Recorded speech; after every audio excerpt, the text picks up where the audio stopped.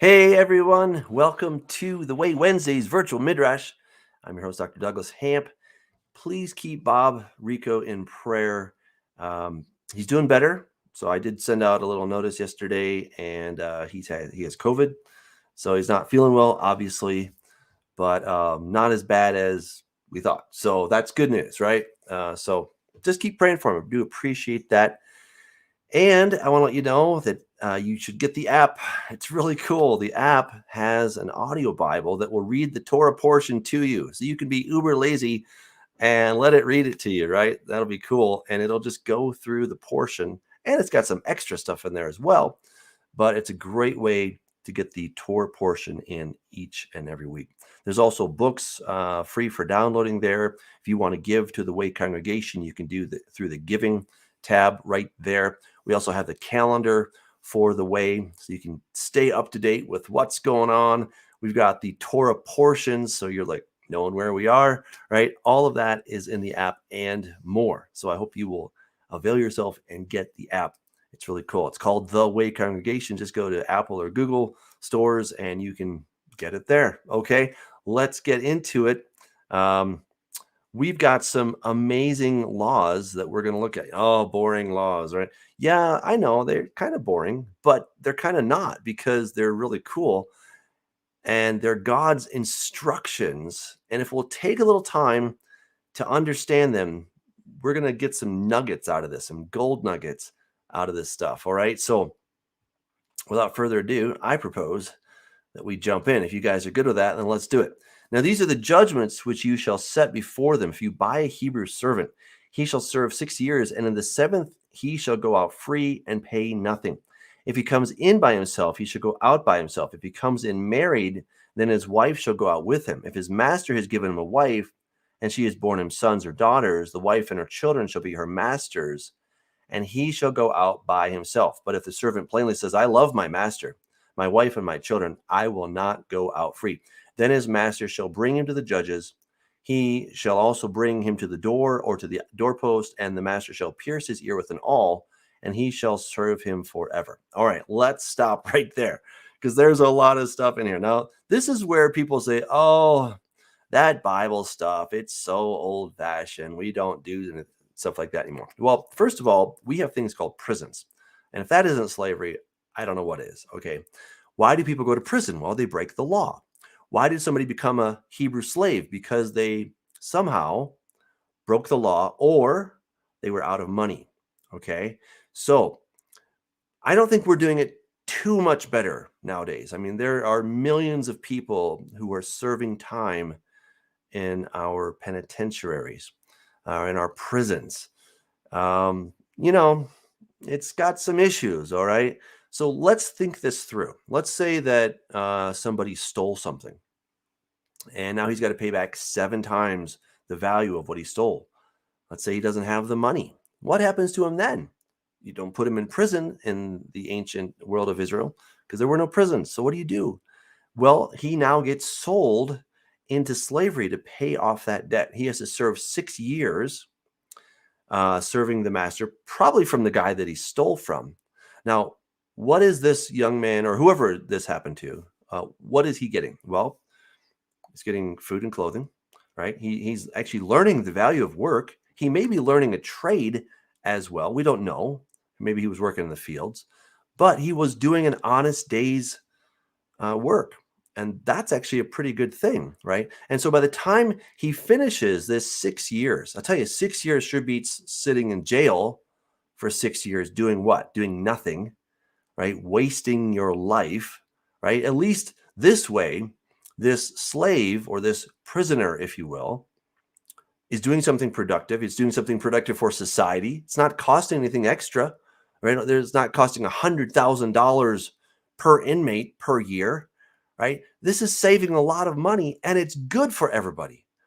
Everybody in this is blessed. And this man can also get married while he's in there. Now, notice that if the owner provides him with a woman, he doesn't get to keep her. So he can decide that I want to stay in this relationship forever because I actually like it here. It's actually a pretty good deal.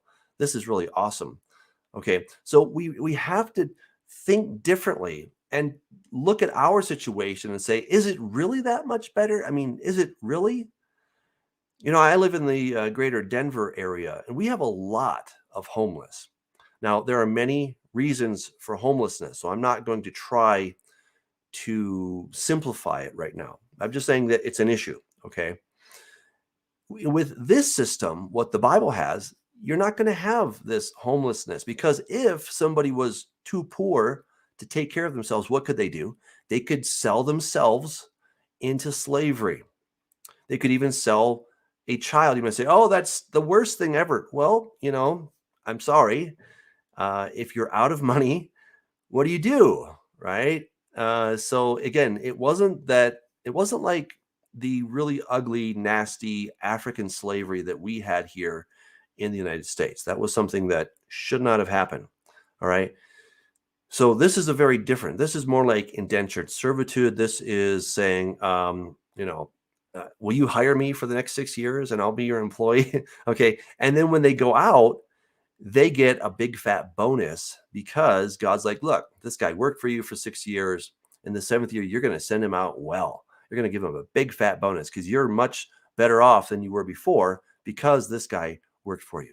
So God established this system, and I think it's really awesome. I think it's probably too late for us to implement it here, but if we all were to move over to a deserted island, I would say we should definitely do this one, because it's a better system for everybody and nobody rots away in jail. Now, if somebody did something that was deserving of capital punishment and they truly got their day in court, then they would face capital punishment for murdering somebody, let's say, or for rape. Okay. Anyway, don't get me started. Okay, let's go on because there's lots of good stuff in here. All right. The next pericope that we've got to look at is super important. Now, and if a man sells his daughter to be a female slave, she shall not go out as the male slaves do. If she does not please her master, who has betrothed her to himself, then he shall let her be redeemed. Again, this is where people think, oh, they're just selling people. But again, understand this person is out of money, right? Or they stole, right? So now, instead of serving time in jail, they get to be in the home of someone, have a nice roof over their head. They get to have meals and even have the potential to get married. I mean, that sure beats sitting in jail for 6 years just staring at the wall, right? I mean, that's so much better. So if she does not please her master, who has betrothed her to himself, then he shall let her be redeemed. All right, so she can get out. Someone, a family member, somebody can pay for her to be redeemed out of this situation. He shall have no right to sell her to a foreign people, since he has dealt deceitfully with her. So, I'm going to marry you. Nah, no, I'm not. All right, that's basically the idea. All right, and if he's betrothed her to his son, he shall deal with her according to the custom of daughters. Notice that. She now becomes equal in the standing of the family as a daughter, as if the young man had gone and gotten some other young woman to be his wife. That is now her status, right? She now has that status.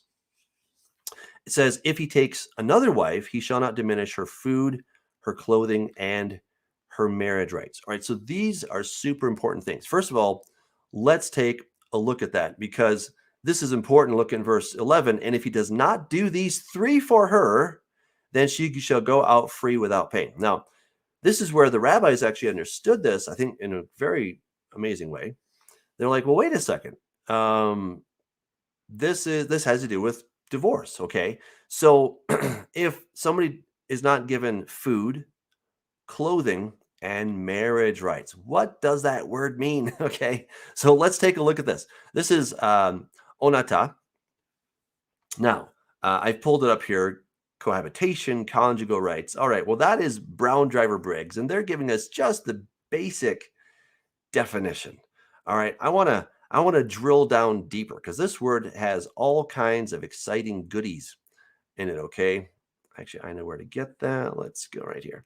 Okay. So we're going to take a look at the Theological Word Book of the Old Testament, because this is where the root comes from. Notice: to answer, to respond, testify, speak, or shout. Hopefully you're not yelling. Okay. But again, the onata Again, cohabitation, but that doesn't really tell us what does that mean. Just that two people living in the same spot. Well, I don't know, because you're supposed to get food, clothing, and then what's that next one? Marriage rights, right? So could it involve cohabitation? Yes, absolutely. But it's more than that. And you keep seeing the word here, answer, respond, right? Answer, respond. That is really what it's getting at. And I want to show you what it says in the Greek, because this just drives home the point for us to get a sense here. Okay. So the word here in Greek is homilian. You may recognize this word. Homilian is homily. Maybe you've been to a Lutheran church or someplace where they the pastor gives a homily. And, that word always confused me. I'm like, what the heck is a homily? Is that like a sermon? Well, essentially, yeah, it's basically a sermon. But this word homily, it's not just that one person is speaking to the other, but it's that two people are communicating back and forth. So there's a number of words that could really express that. Conversation, for one, correspondence, that's another, intercourse, not only in a sexual nature, but intercourse that you're exchanging ideas, you're exchanging affection, right? That there is a give and take in the relationship. We could summarize this with a word, essentially love, okay? Love or affection, something like that. All right, now that becomes very interesting when we start thinking about what Paul has to say about this, right? So Paul talks about this in 1 Corinthians chapter 7. Let the husband render to his wife the affection due her, and likewise also the wife to her husband. The wife does not have authority over her own body, but the husband does. And likewise, the husband does not have authority over his own body, but the wife does. All right, and don't deprive each other, except with consent for a time, that you may give yourselves to fasting and prayer and come together again, so that Satan does not tempt you because of your lack of self-control. So Paul is definitely talking about a physical amorous, right? A physical affection. So it is in a sense sexual. It is affectionate. It's to some degree emotional, and just kind of let's call it physical without sex. Okay, so all of these different things are wrapped up in what Paul is saying, and in the term here for marriage rights. Okay, so that's why we took a deeper look at it, and it's nice that the translators of the Greek Septuagint, they gave us that word homily, because it really helps us get a better sense of how they understood it, and I appreciate their insights. So the rabbis understood, and this was a common, a widely accepted standard practice in the first century, in the time of Jesus, that this was a key verse for divorce, so that if somebody was deprived these, then there were grounds for divorce. And what the rabbis understood, that if it was good enough for the slave girl, then it's good enough for the free woman. If it's good enough for the free woman, it's also good enough for the free man.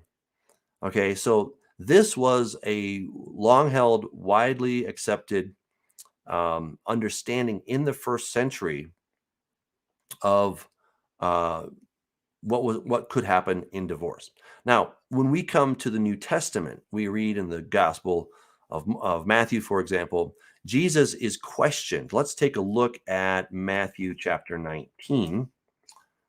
All right, because this is often the only thing that we are taught in the church. Okay, here we go. So the Pharisees also came to him, testing him and saying to him, "Is it lawful for a man to divorce his wife for just any reason?" All right, that's really important right there to understand that. What were these Pharisees really getting at? These guys were maybe part of the school of Hillel. There were two schools of thought back then: school of Hillel, school of Shammai, and they had a debate. We got to go back to Deuteronomy 24 to understand the debate. All right, so when a man takes a wife and marries her, and it happens that she finds no favor in his eyes because he has found some uncleanness in her, and he writes her a certificate of divorce, puts it in her hand, and sends her out of his house, etc., etc. Okay, so we don't need to look at all the other stuff. What the school of Hillel was doing is when it says uncleanness in the Hebrew, what it actually says is ervat davar. Okay, so ervat is something naked. Okay, some naked something or other. We don't know exactly what. And then davar just means word or thing. Okay, so what the school of Hillel was doing is saying, well, there's two issues here. If a man finds nakedness and he finds a thing, then he can write her a certificate of divorce and send her out of his house. Whereas the school of Shammai said, no, ervat davar is a compound idea. It's just one idea, not two. And so this has to do with adultery or marriage infidelity. Okay. And so the question here is now being posed to Jesus.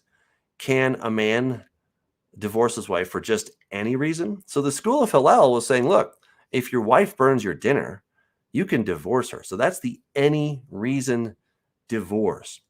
And so Jesus is talking about this specific passage, Deuteronomy 24, and he's addressing this specific debate, which is, what does that verse really say?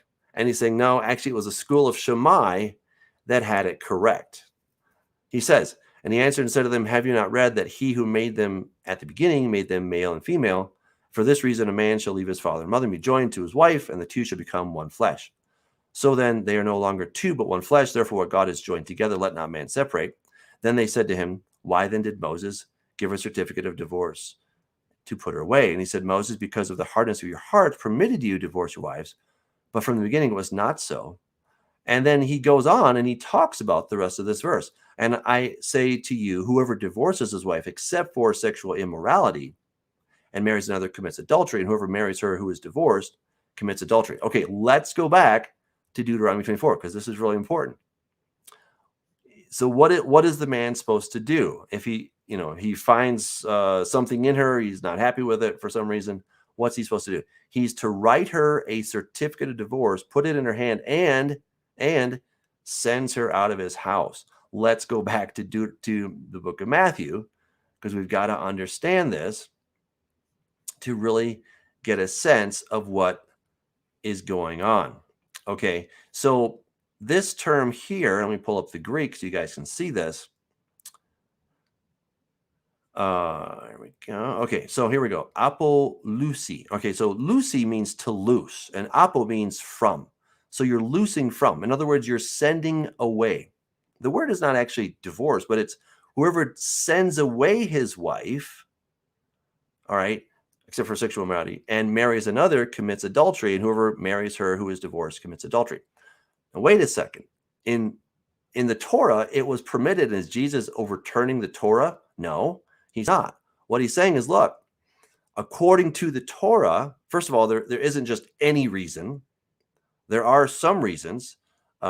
Sexual immorality or infidelity, whatever you want to call it, is one of those. And what we just read in Exodus 21, 10, 11, those are the other three reasons.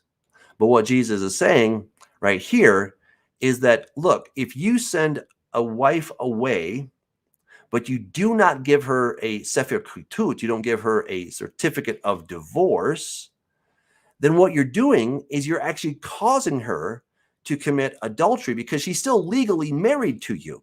And the man that takes her is actually committing adultery with her because she's still legally married.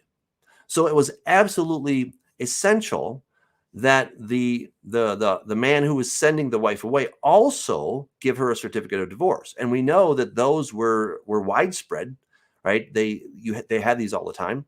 And it said that you are free to remarry any man. Okay. So that was absolutely essential, that the woman would have the certificate of divorce so that she could remarry. If she just got sent away but didn't have the certificate, then both she and the man that she would marry would actually be legally committing adultery. All right. So I just wanted to bring that up because in Exodus 21, this is a super important passage that we're taking a look at here. Let me go back to that really quick here. And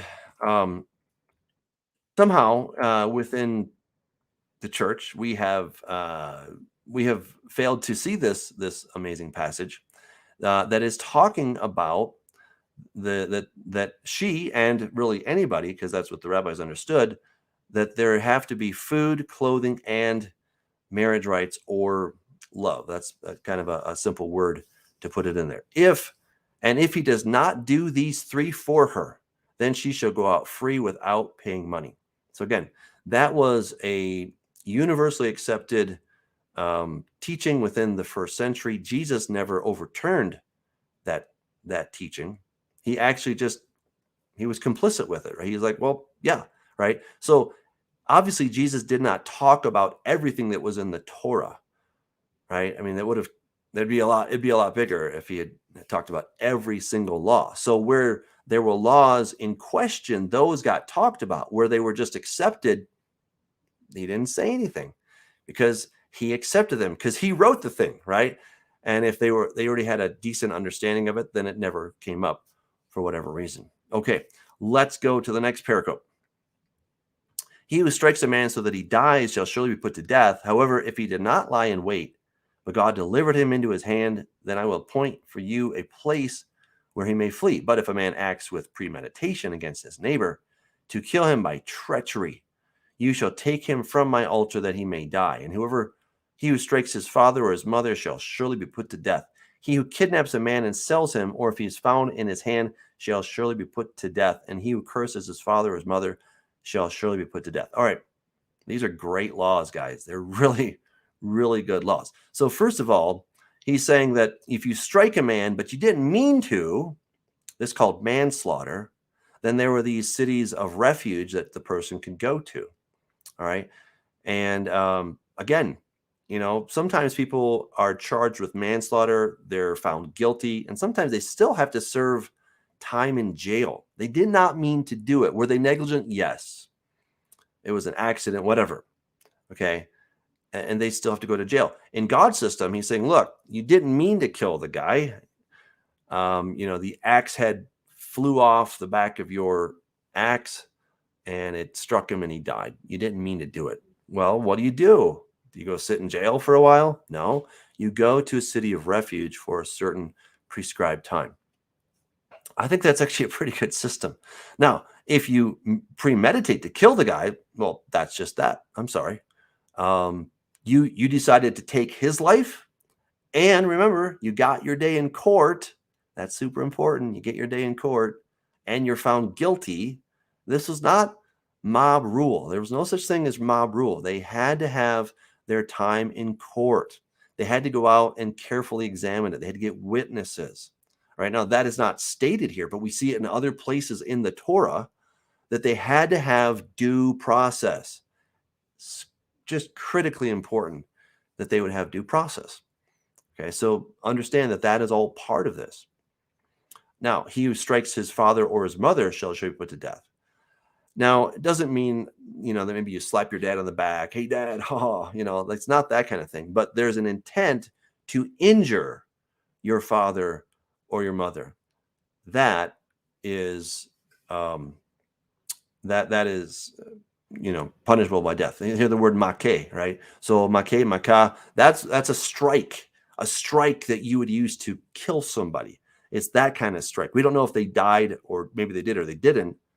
But if you're intending to, we have a law for that. It's called attempted murder, right? So if you attempt to murder your father or mother, well, guess what? What's the penalty for that?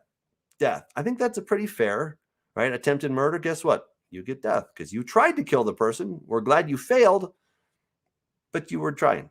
And then he who kidnaps. Kidnapping is on the same level as murder. Why would that be on the same level? Because you're stealing the life of this person. The person's still breathing, but you've stolen their life. You've stolen them away from their family. And so that is also punishable by death. Now, here's he who curses his father or his mother. Well, you might say, well, gee, that seems a bit extreme. Well, understand that they certainly believed. I don't know if we do, but they did. They believed, and with good reason, right? With good reason, because remember when the patriarchs blessed their sons, right? When Isaac blessed Jacob and not Esau, and then Esau's like, "Oh, but Dad, bless me." He's like, "I'm sorry, son. I gave everything away to your brother. There's nothing left to give." They understood there was power in those words. So if you come, instead of blessing somebody, you come and you curse your father or your mother. It's not just that you're using a 4-letter word. I don't recommend that, but it's more than that. And it's saying if you're doing this, you're putting a curse on somebody. There are real consequences with that. That is also to be punished by death. All right, if men contend with one another, and one strikes the other with a stone or with his fist, but he does not die, but is confined to his bed, if he rises again and walks about outside with his staff, then he who struck him shall be acquitted.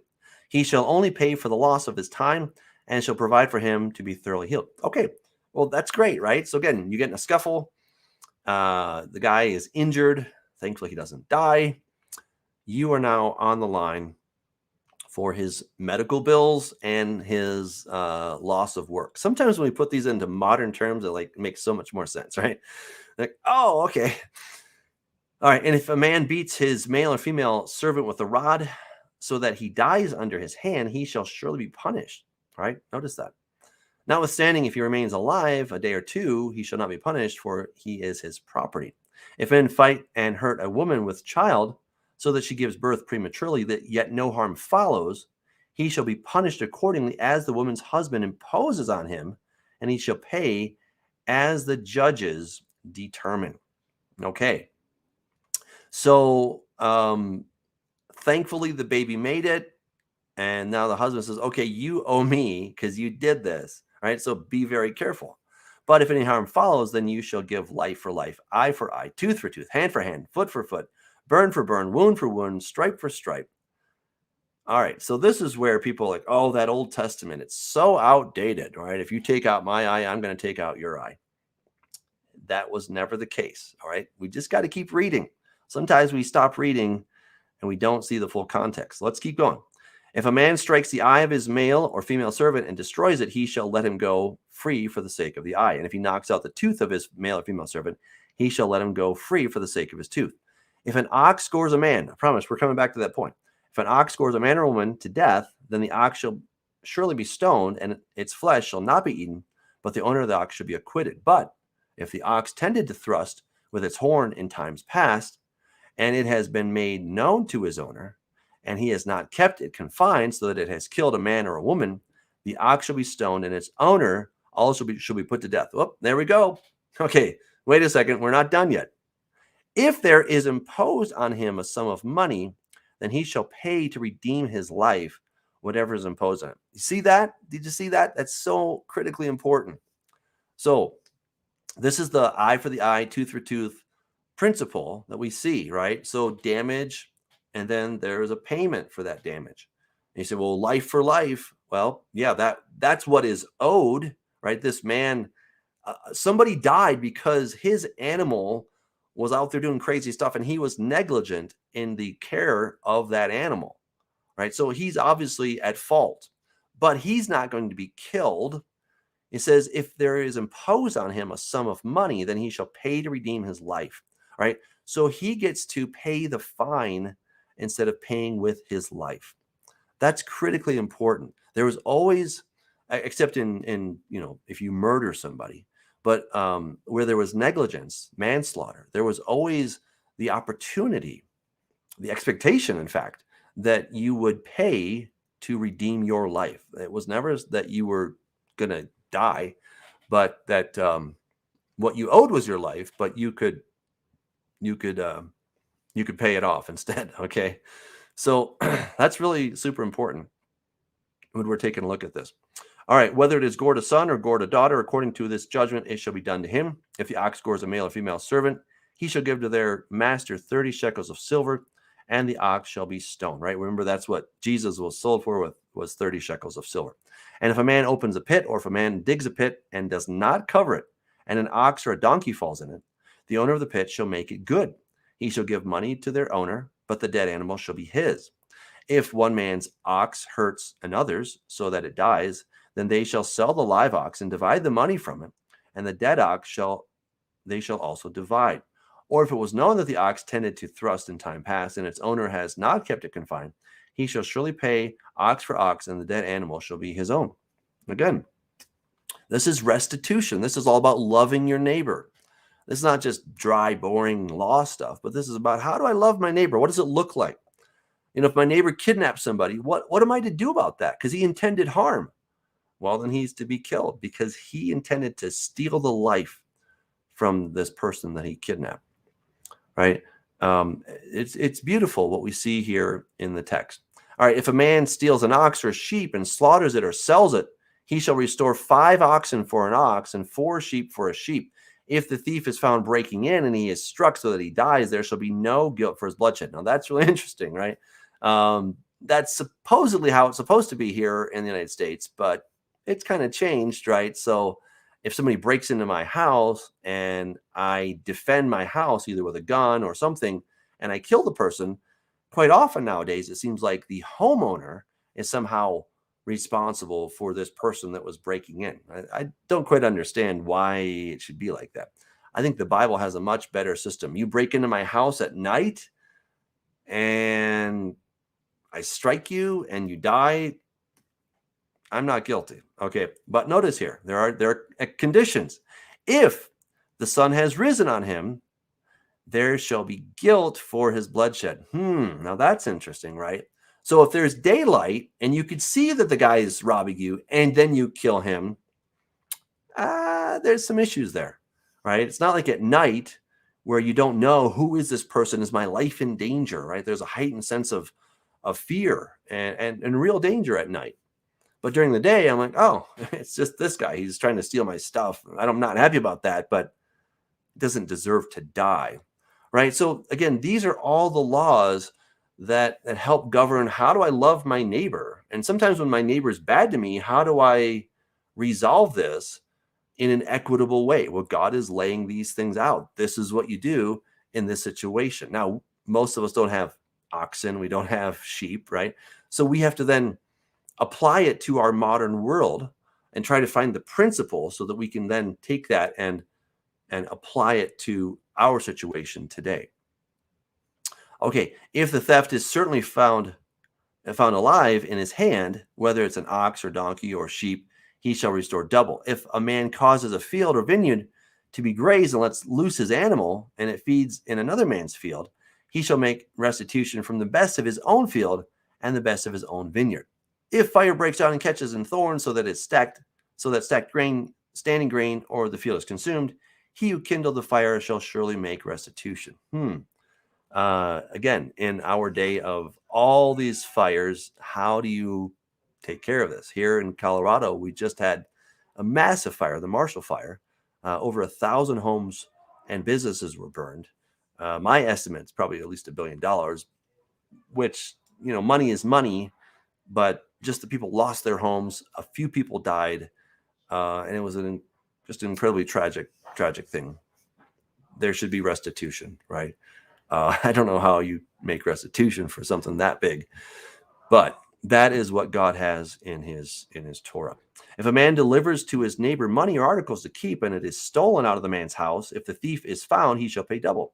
If the thief is not found, then the master of the house shall be brought to the judges, which is the word ha-Elohim, incidentally, for those of you who are studying along here, looking at the Hebrew, right? There's the word ha-Elohim, which means God, right? But it also means judges, to see whether he has put his hand into his neighbor's goods. All right, so, you give me $1,000. Hey, hold this for me. It's $1,000 in gold or whatever.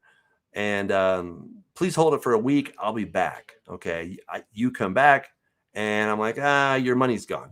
Well, what happened? Well, I don't know. Okay, so then you have to go to the judges to judge this, right? For any kind of trespass, whether it concerns an ox, a donkey, a sheep, or clothing, or for any kind of lost thing, which another claims to be his, the cause of both parties shall come before the judges, and whoever the judges condemn shall pay double to his neighbor. If a man delivers to his neighbor a donkey or ox, a sheep, or any animal to keep, and it dies, is hurt, or driven away, no one seeing it, then an oath of the Lord shall be made between them both, that he has not put his hand into his neighbor's goods, and the owner of it shall accept that, and he shall not make it good. All right, so you give me your donkey, and while you're gone for 2 months, this thing dies, right? I tried to help the animal, and it died anyway, okay, or whatever.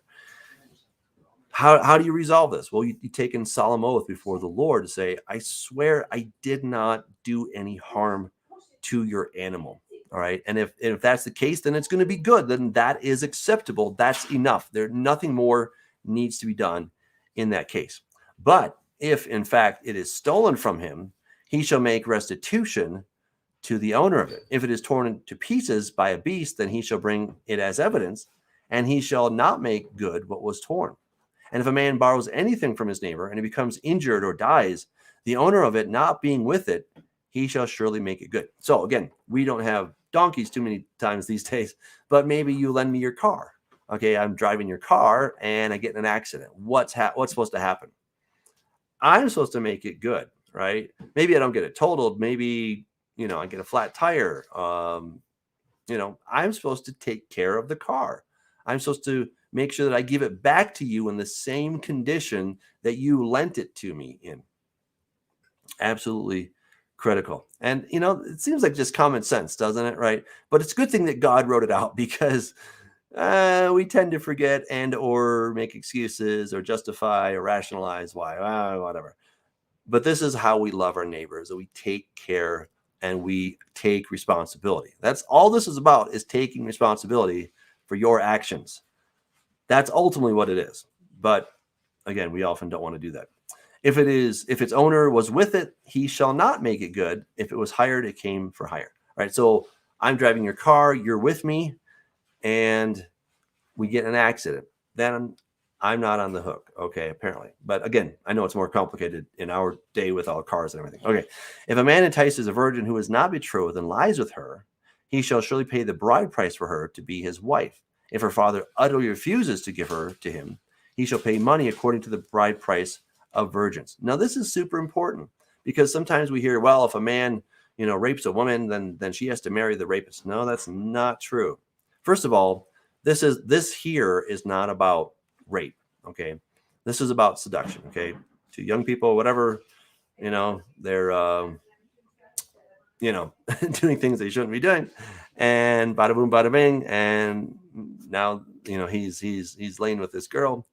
And so now, okay, well, this is kind of the shotgun wedding. But if the dad's like, nope, not going to happen. And I'm sure the daughter's like, Daddy, I really don't like this guy. I know what happened. It's not good, but I don't want to be his wife.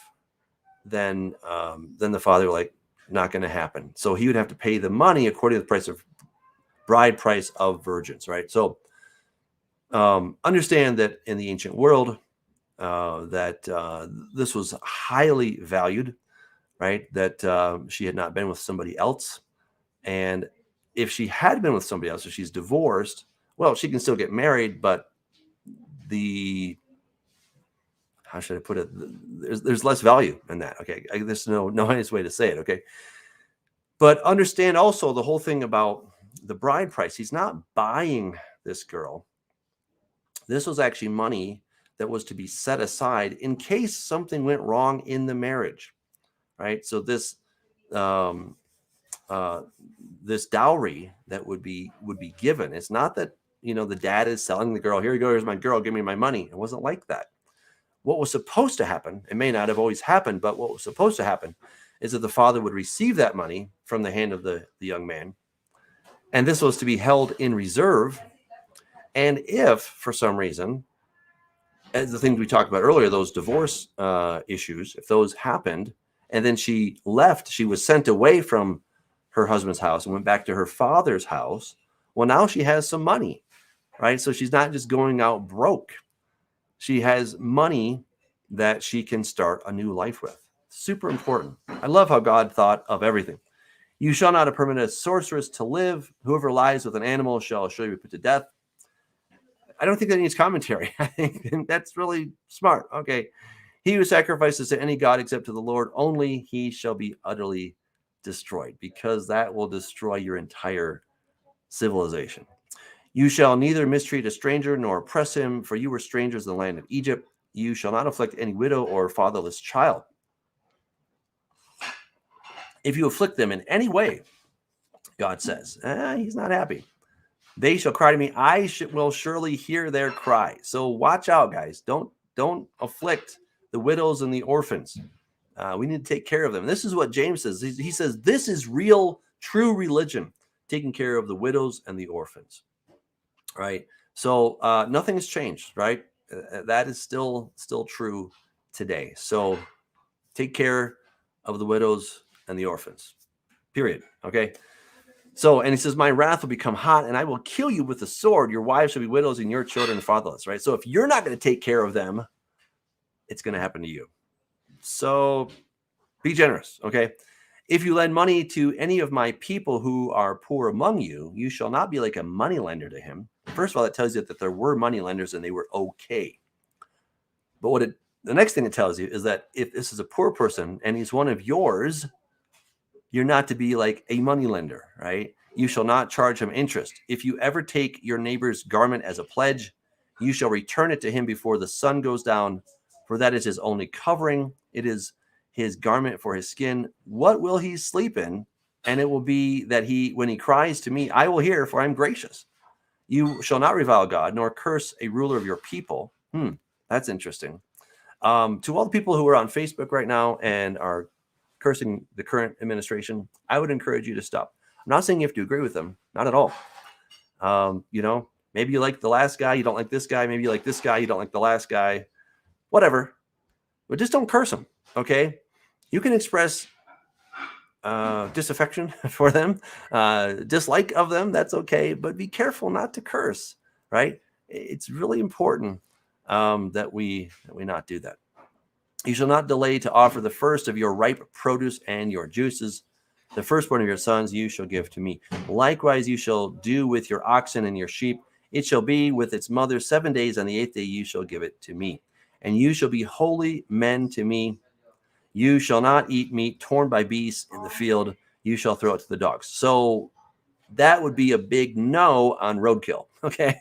So, I don't know. Maybe if you hit a deer, but if you see something lying out there, you don't want to take it. Okay, just move on. You shall not circulate a false report. Wow. This is almost like a law against Facebook, right? We can't do false reports. Isn't that what Facebook's all about? Like, it's just about false reports. It seems like it. Or many, you name a news outlet, right? Sometimes, not all of them, but anyway.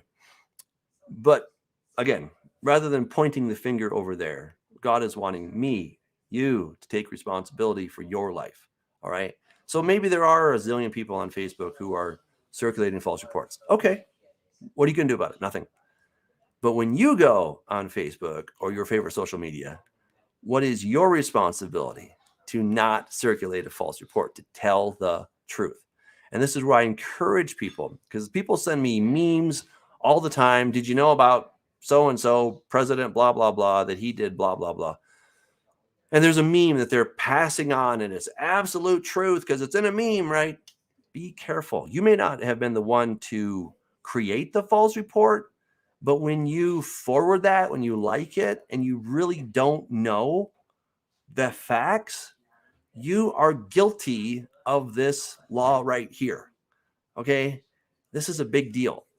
And I'll tell you, especially during the election, I was getting so many emails and messages, and they were telling me, the sky is falling about so-and-so, right? And they would send me something. I would look at it. I'm like, this makes no sense at all, right? And again, you don't have to like previous administrations. That's totally fine. But you should not circulate a false report. And this is where people have really gone off the deep end to some degree, because they get something, it's online, it's on Facebook, and so therefore it must be true. That's not how it works, guys. Really have to be careful. So notice the next exhortation. Do not put your hand with the wicked to be an unrighteous witness. Wow. Is that ever convicting? Right? That is incredibly convicting. Wow, that's incredibly convicting. So if that's been you in time past, what do you need to do about it? Repent. Repent. Say, Lord, I think I've been guilty of that. And you know what? There's a time or two, maybe three, I don't know if I'm honest, that maybe I circulated some things. In fact, just thinking back, there's definitely some memes that I forwarded. I'm like, well, I don't think that was actually true. And if I can, I'll try to take it back. But sometimes it's too late. It's out there. And so we have to be very careful. We have to be very careful. You shall not follow a crowd to do evil. Well, gee, there's another thing, okay? Don't follow a crowd to be evil. I don't know if I want to unpack that completely in what is happening in our day and age. But let's just say anything from whatever conspiracy theory, QAnon, what happened January 6th, and so many other things, okay? Antifa, both sides of the aisle here, BLM, whatever. You can pick your target. You shall not follow a crowd to do evil. And so often you think, well, my crowd is different. You better be careful about that. Be very, very careful. Nor shall you testify in a dispute so as to turn aside after many to pervert justice. There's some great stuff in here. You shall not show partiality to a poor man in his dispute. If you meet your enemy's ox or his donkey going astray, you shall surely bring it back to him again. If you see the donkey of one who hates you lying under its burden, and you would refrain from helping it, you shall surely help him with it. This is loving your neighbor. This is the command to love your neighbor. You might say, well, wait a second. This doesn't say anything about loving my neighbor. Yes, it does. Completely. Because you see there's an ox going by. You're like, oh, that's my enemy's ox. I hope it falls in a ditch, right? God's like, no, you got to take it back to him. And by doing that, you might actually sow some good seeds, right? That could actually help restore that scenario. Or you see the donkey, it's under its burden. It can't get up. It's got too many sticks on its back. And you're like, I hope the thing rots because I don't like that guy. He doesn't like me, right? One who hates you, right? That guy hates me. Why would I help his donkey? Because he is never nice to me. What does he say to do? You shall surely help it. The language there is emphatic. You will most certainly. You think you're going to just walk on by? You're going to refrain from helping it? Oh, no, you won't. No, you won't. Get back there and help the donkey of the guy who hates you. I don't care that he hates you. You're going to do this anyway, God is saying. This is God being the parent with tough love. You get right back there, young man, and do that thing right now. I don't want you, Dad. You're going to do it. Okay? That is what God is doing because he knows he's a good parent. He's like, do this. This is called love. Even when it doesn't feel right, doesn't look right, but it is right. And the person that you hate or hates you may not become your best bud right away, but you're helping to bridge the gap. You're restoring the relationship little by little. You shall not pervert judgment of your poor in his dispute. Keep yourself far from a false matter. Do not kill the innocent and righteous, for I will not justify the wicked. You shall take no bribe, for a bribe blinds the discerning and perverts the words of the righteous. I think that's self-explanatory. Also, you shall not oppress a stranger, for you know the heart of a stranger, because you were strangers in the land of Egypt. All right. So remember where you've come from. Remember who you were. This is why we're to be generous and helpful, and don't oppress strangers, but be kind to strangers. Because guess what? You were a stranger. So you need to take care of the stranger. 6 years you shall sow your land and gather in its produce. But the 7th year you shall let it rest and lie fallow, that the poor of your people may eat. And what they leave, the beasts of the field may eat. In like manner you should do with your vineyard and your olive grove. Right? So again, you let it lie fallow. God has a plan here so that the poor can eat stuff. Right? They're not down at the soup kitchen waiting for a handout, but they can fend for themselves if people will let things lie fallow as God has established. And then he says, 6 days you shall do your work, and the 7th day you shall rest, and that your ox and your donkey may rest, right? So, You gotta let the help get some rest here as well. And the son of your female servant and the stranger may be refreshed. Everybody needs a day off so they can regroup, regather. Give them a day off. They will be so much more productive if you give them a day off. And in all that I've said to you, be circumspect and make no mention of the name of other gods, nor let it be heard from your mouth. Don't even think about those other gods. They're out there, but don't think about them. Think right here. God's like, I'll take care of you. Don't be thinking, well, what does Baal do? What does Ashtoreth do? Who cares? Trust me. They don't have it. God's got the goods. And then 3 times a year you shall keep a feast to me in the year. Notice these feasts, they're not Jewish feasts, but these are feasts to the Lord. They're his feasts, and they're to him that you're to keep these. What are they? You shall keep the feast of unleavened bread. You shall eat unleavened bread 7 days, as I commanded you at the time appointed in the month of Aviv. For in it you came out of Egypt. None shall appear before me empty. And the feast of harvest, the first fruits of your labors, which you have sown in the field, and the feast of ingathering at the end of the year, when you have gathered in the fruit of your labors from the field. 3 times in the year, all your males shall appear before the Lord God. You shall not offer the blood of my sacrifice with leavened bread, nor shall the fat of my sacrifice remain until morning. The first fruit of the first of the first fruits of your land you shall bring into the house of the Lord your God. You shall not boil a young goat in its mother's milk. All right, now this right here, this is where the rabbis get the whole thing that you're not allowed to have meat and dairy at the same time. Let's go back for a second. All right, what did we hear? What did God say don't talk about? He said right here, don't make mention of other gods. Just don't do it. Don't even talk about those guys. We know they're out there, but don't talk about them. Okay, now this whole thing of boiling a young goat in its mother's milk. This was a pagan practice, and God is like, don't do that. It has nothing to do with meat and milk. If you don't believe me, go back to Genesis chapter 18, where God and the 2 angels show up to Abraham. And what does he offer them? He gives them meat and cheese or milk, right? Those are in the same meal together. So if it's good enough for God and it's good enough for Abraham, I'm thinking it's good enough for us, right? So I really think the rabbis are just, I don't know, they're taking a dive off somewhere. They get a lot of things right, but this one, I think they went off into la la land. All right, behold, I send an angel before you to keep you in the way and to bring you into the place which I prepared for you. Beware of him and obey his voice. Do not provoke him, for he will not pardon your transgressions, for not my name is in him. But if you indeed obey his voice and do all that I speak, then I will be an enemy to your adversaries and an adversary to your adversaries.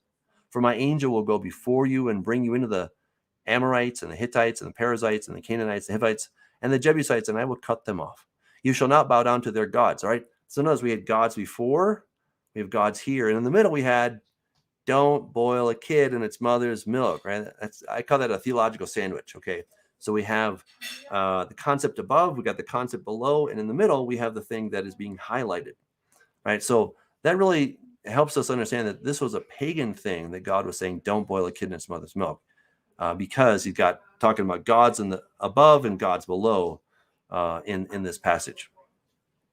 Okay, you shall not bow down to their gods nor serve them, nor do according to their works, but you shall utterly overthrow them and completely break down their sacred pillars. So you shall serve the Lord your God, and he will bless your bread and your water, and I will take sickness away from the midst of you. Can you imagine if we actually did the things God told us to do? I bet you we would have way less, maybe zero, I don't know, but we'd have way less sickness than what we have today. Just something to think about. No one shall suffer miscarriage or be barren in your land. I will fulfill the number of your days. I will send my fear before you. I will cause confusion among all the people to whom you come, and will make all your enemies turn their backs to you. And I will send hornets before you, which shall drive out the Hittite, the Canaanite, and Hittite from before you. I will not drive them out from before you in 1 year, lest the land become desolate and the beasts of the field become too numerous for you. Little by little I will drive them out from before you until you have increased and you inherit the land.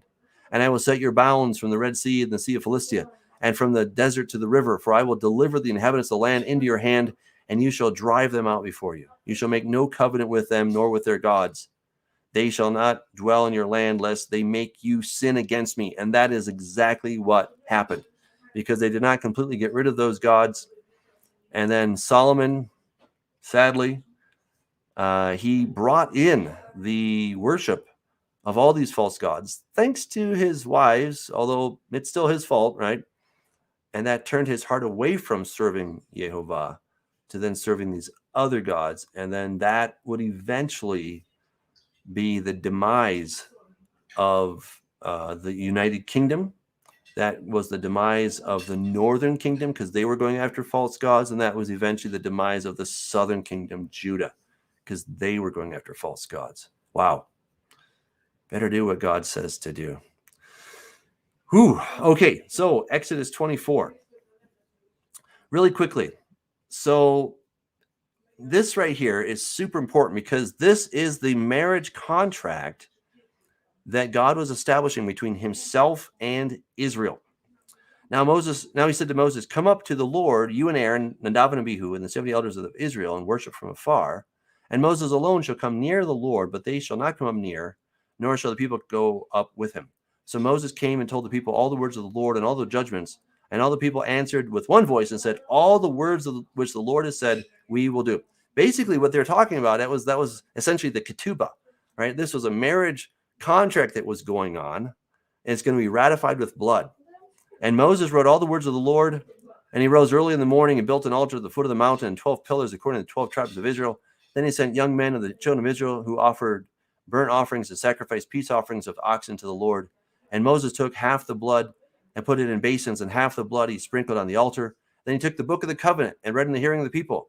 And they all said, all that the Lord has said, we will do, and be obedient. It's nice that they said it. It didn't happen.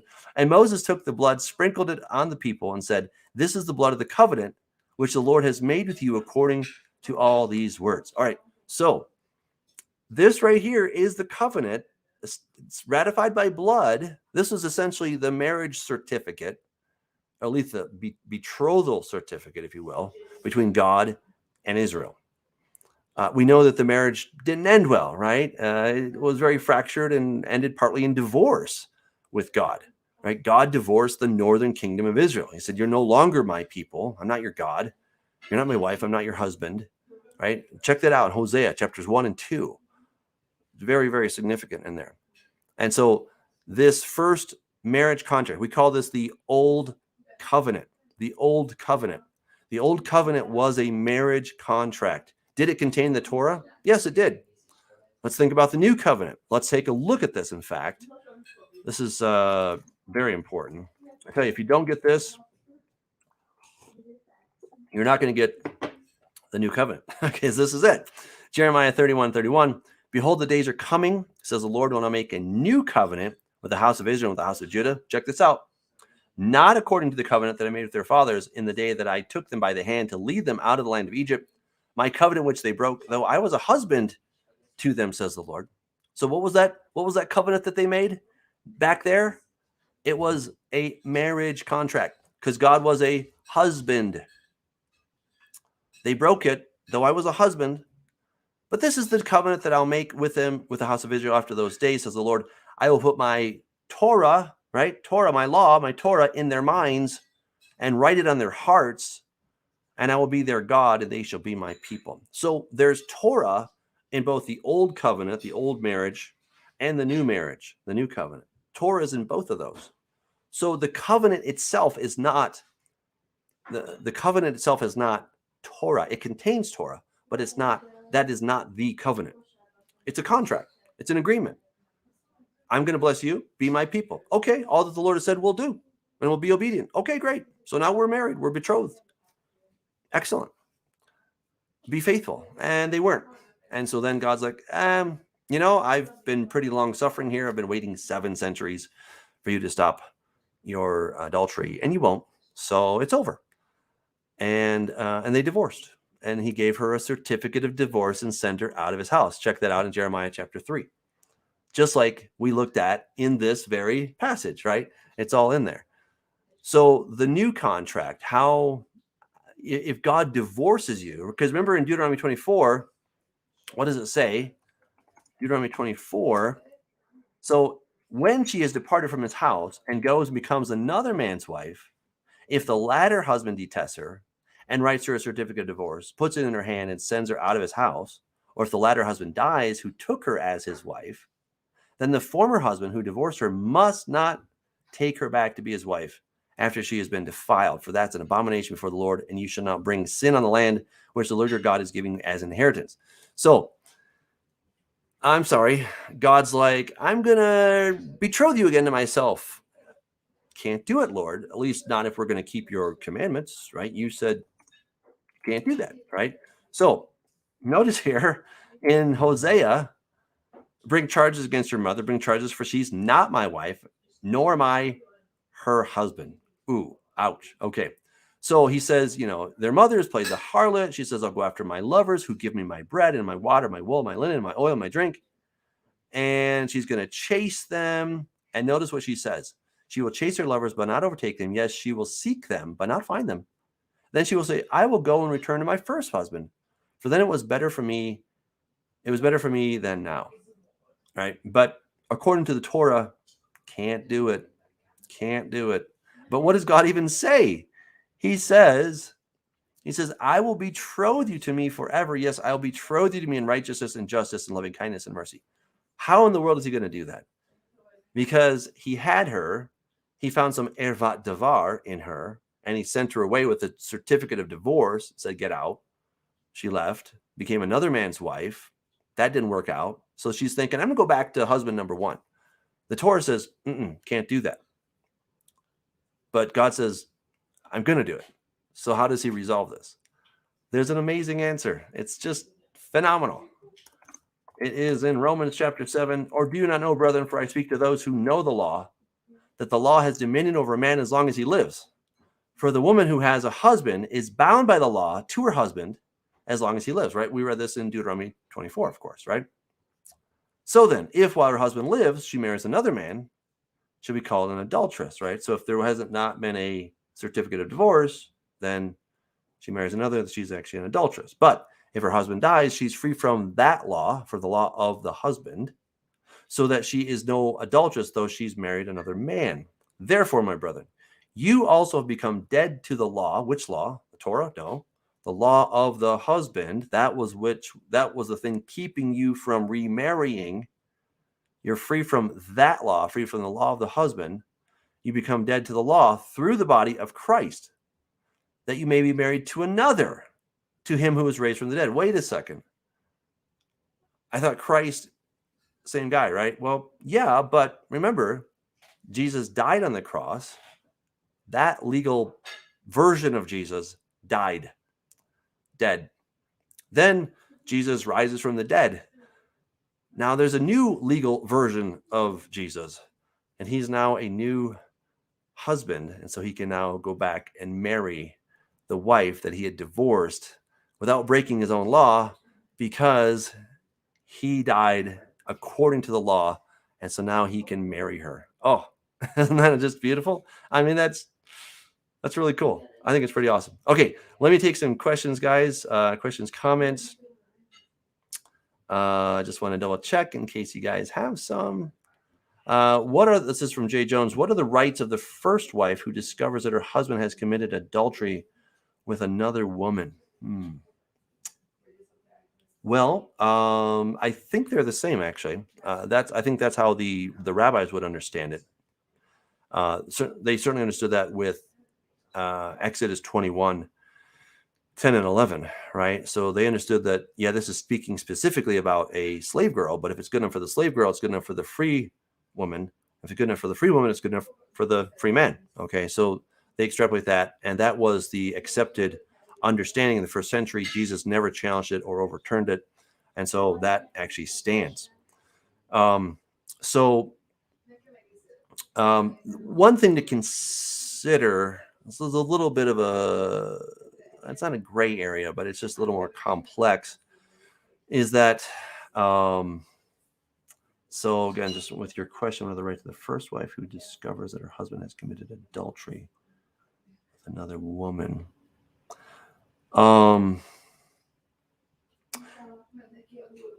Because there was some degree of polygamy, not that it was encouraged, it did happen. And so sometimes it was a little bit more challenging to establish that. I don't know, it doesn't really make a lot of sense. Yeah, I'm trying to think of two things. I'm trying to think of how would that apply today, and I'm trying to think of how maybe it applied in yesteryear. Okay. That's a great question. Why don't you write to me and I'll have to think about that one. Okay. That's a great question. Okay. Thought that eye for an eye meant to pay same amount stipulated on a price list. Well, essentially, Frederico, I don't know if there was a list, but whatever the value of the eye was, or the value of the arm, or the value of your leg, or whatever it was, I don't know if there was a list. I'm not aware of a list. There may have been. So very good. Okay. Very good. Looks like we got some cool questions or cool comments here. All right, very good. Okay, well, thank you guys for tuning in. So glad you joined me. Keep Bob in prayer. And if you haven't gotten the app yet, I do encourage you to do that. Till next time, God bless.